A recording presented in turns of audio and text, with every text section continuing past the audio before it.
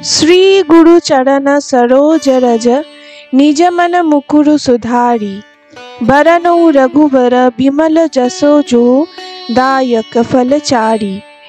बुद्धिहीन तनु जानिके सुमिरौ पवन कुमार बल बुद्धि विद्या देहु मोहि हरहु कलेश विकार।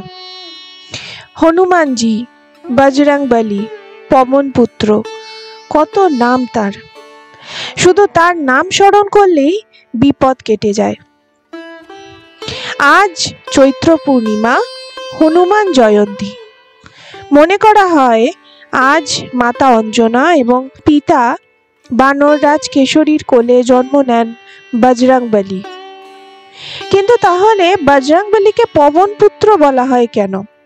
ताछाड़ा बजरंगबलीर आरेक नाम हनुमान केन? अनेक जायगाय आमरा हनुमानजीर मूर्ति देखी कमला बा लाल रंगेर हय केन? এই সব অজানা তথ্য নিয়ে আজ আমরা আলোচনা করব, কিন্তু তার আগে ভিডিওতে একটা লাইক করে দাও আর কমেন্টে লেখো জয় হনুমান। একসময় স্বর্গে একজন অপ্সরা ছিলেন যার নাম ছিল পুঞ্জিকস্থলা।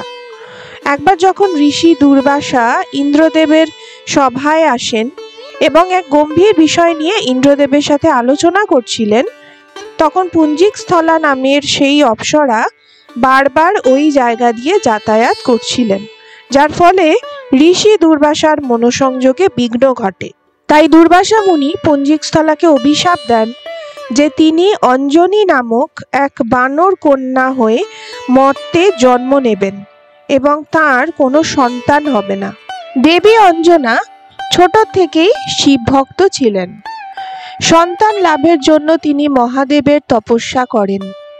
সেই তপস্যায় তুষ্ট হয়ে মহাদেব বর দেন যে স্বয়ং তিনি মাতা অঞ্জনা ও বানররাজ কেশরীর সন্তান হয়ে জন্মগ্রহণ করবেন এবং এই শিশুর জন্মগ্রহণে বিশেষ ভূমিকা থাকবে পবন দেবের। পবন দেবী মাতা অঞ্জনার শরীরে ছোট্ট ভ্রূণকে অসীম শক্তি প্রদান করেন এবং মহাবলী হয়ে ওঠার জন্য আশীর্বাদ করেন। এরপর মাতা অঞ্জনার গর্ভ থেকে জন্ম হয় এক ছোট্ট বলবান শিশু বজরংবলীর। তাই হনুমানজিকে কেশরী নন্দনের সাথে সাথে পবন পুত্রও বলা হয়। সংস্কৃতে হনু কথার অর্থ চোয়াল। আমরা জানি যে বজরংবলীর অনেক নামের মধ্যে একটি নাম হনুমানজি। একবার ছোটবেলায় বজরংবলী সূর্যদেবকে ফল ভেবে খেতে যাচ্ছিলেন। তার এই স্পর্ধা আর সাহস দেখে দেবরাজ ইন্দ্র তার উপর প্রচন্ড রেগে গিয়ে বজ্র দিয়ে আঘাত করেন।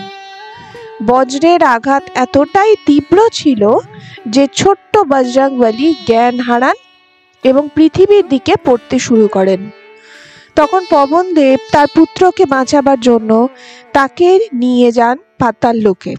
এরপর সমস্ত দেবী দেবতা বজরংবলীকে আশীর্বাদ করেন এবং বর দেন যে এরপর থেকে বজরংবলী হনুমান নামে খ্যাত হবেন, কারণ বজ্রের আঘাতে বজরংবলীর হনু অর্থাৎ চোয়াল ভেঙে গিয়েছিল। একবার হনুমানজি খেয়াল করেন যে মাতা সীতা তার সিঁথিতে রোজ সিঁদুর লাগান। তখন তিনি জানতে চান যে কেন তিনি রোজ এই সিঁদুর লাগান। দেবী সীতা তাকে বলেন যে এই সিঁদুর তিনি রামচন্দ্রের মঙ্গলের জন্য পরেন। তখন হনুমানজি ভাবেন যে তিনি যদি তার সারা শরীরে এই সিঁদুর পরে থাকেন তাহলে রামচন্দ্রের আর কোনো ক্ষতি হবে না। তাই তিনি তার প্রভু রামচন্দ্রের মঙ্গলের জন্য সারা গায়ে সিঁদুর মেখে নেন। মনে করা হয় এই সিঁদুর মাখা হনুমানজির মূর্তি অনেক বেশি জাগ্রত হয় এবং সেই ভক্তের ওপর শ্রী রামচন্দ্রের বিশেষ কৃপা দৃষ্টি পড়ে। আমরা সবাই জানি যে হনুমানজি ঘোর ব্রহ্মচারী ছিলেন, কিন্তু তার এক পুত্র ছিল যার নাম মকরধ্বজ। রাম রাবণের যুদ্ধের সময় যখন হনুমানজি লঙ্কার দিকে যাচ্ছিলেন তখন এক রাক্ষসের সাথে তার সাংঘাতিক লড়াই শুরু হয়। লড়াইয়ের পর হনুমানজি প্রচণ্ড ক্লান্ত হয়ে পড়েন এবং যাওয়ার সময় তার শরীর থেকে এক ফোঁটা ঘাম জলে পড়ে যায়, আর সেটা একটা কুমিরের পেটে চলে যায়। সেখান থেকেই জন্ম হয় মকরধ্বজের। আমরা সবাই জানি যে সবথেকে প্রথম রামায়ণ লিখেছিলেন ঋষি বাল্মীকি, কিন্তু এটা পুরোপুরি ঠিক নয়। কারণ রামচন্দ্র সীতা ও লক্ষ্মণকে নিয়ে অযোধ্যায় ফিরে আসার পর হনুমানজি হিমালয় চলে যান এবং সেখানে একটা বড় পাথরে নিজের নখ দিয়ে রামায়ণ লেখেন। এদিকে ঋষি বাল্মীকির রামায়ণ লেখা শেষ হয়। এরপর তিনি জানতে পারেন যে তার আগেই শ্রী হনুমান রামায়ণ লিখে ফেলেছেন। তখন ঋষি বাল্মীকি ভেঙে পড়েন। তার মনে হতে থাকে যে তিনি প্রভু শ্রী রামচন্দ্র রূপী শ্রী বিষ্ণুকে তার গুরু দক্ষিণা দিতে পারলেন না। তার মনের কথা জানতে পেরে বজরংবলী তার নিজের লেখা হনুমন্ত রামায়ণকে নষ্ট করে ফেলেন এবং ঋষি বাল্মীকিকে বলেন যে তার লেখা বাল্মীকি রামায়ণই হবে সর্বপ্রথম রামায়ণ।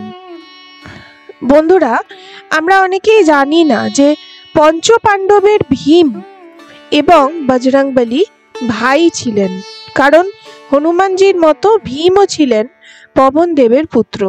শুধু তাই নয়, কুরুক্ষেত্র যুদ্ধে শ্রীকৃষ্ণ অর্জুনকে না বলেই বজরংবলীকে অর্জুনের রথের ওপর অধিষ্ঠান করতে বলেন।